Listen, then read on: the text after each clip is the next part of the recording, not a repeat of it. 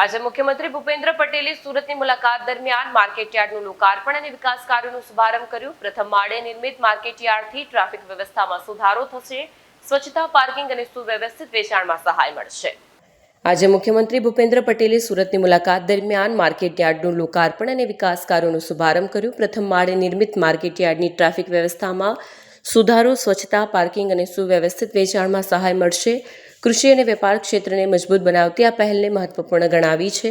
મુખ્યમંત્રીએ જણાવ્યું હતું કે આ આધુનિક સુવિધાઓથી સજ્જ માર્કેટયાર્ડ વેપારીઓ માટે નવી તકોનું સર્જન કરશે અને વ્યવસાયને અનુકૂળ માળખું પૂરું પાડશે। પ્રથમ માળે બનેલી આ માર્કેટથી ટ્રાફિક વ્યવસ્થામાં સુધારો, સુગમ પાર્કિંગ, સ્વચ્છતા અને સુવ્યવસ્થિત વેચાણ વ્યવસ્થા સુનિશ્ચિત થશે। તેમણે આ પ્રોજેક્ટને રાજ્યના કૃષિ અને વેપાર ક્ષેત્રને મજબૂત બનાવવાની દિશામાં એક માઇલસ્ટોન ગણાવ્યો હતો।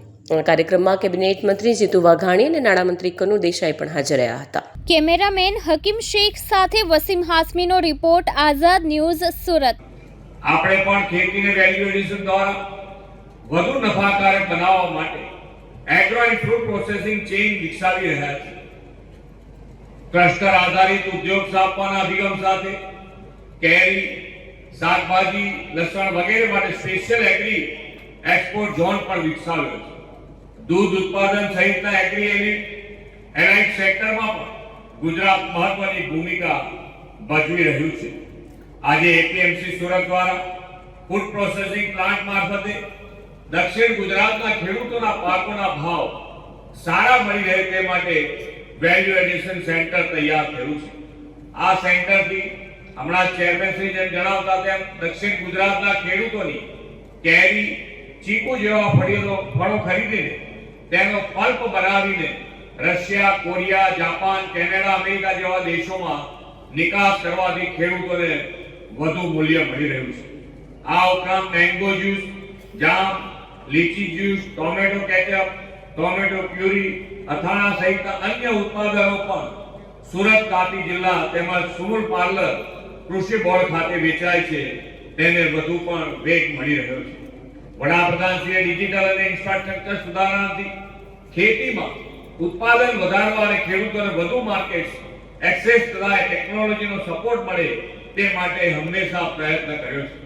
તેમના નેતૃત્વમાં સરકારે કૃષિ ક્ષેત્રમાં પાક ઉત્પાદકતા, સસ્ટેનેબિલિટી અને ખેડૂતોની આજીવિકા સુધારવા સહિતના વિવિધ પડકારોનો સામનો કરવા માટે આર્ટિફિશિયલ ઇન્ટેલિજન્સ સિસ્ટમનો ઉપયોગ શરૂ કર્યો છે। કિસાન ઈ મિત્ર જેવી વોઇસ આધારિત એઆઈ સંચાલિત ચેટબોટ સિસ્ટમ શરૂ કરાવીને ખેડૂતોને પીએમ કિસાન સન્માન નિધિ યોજના અને કિસાન ક્રેડિટ કાર્ડ અંગેના પ્રશ્નોના જવાબ મળી રહે તેવી સુવિધા પણ વિકસાવી છે।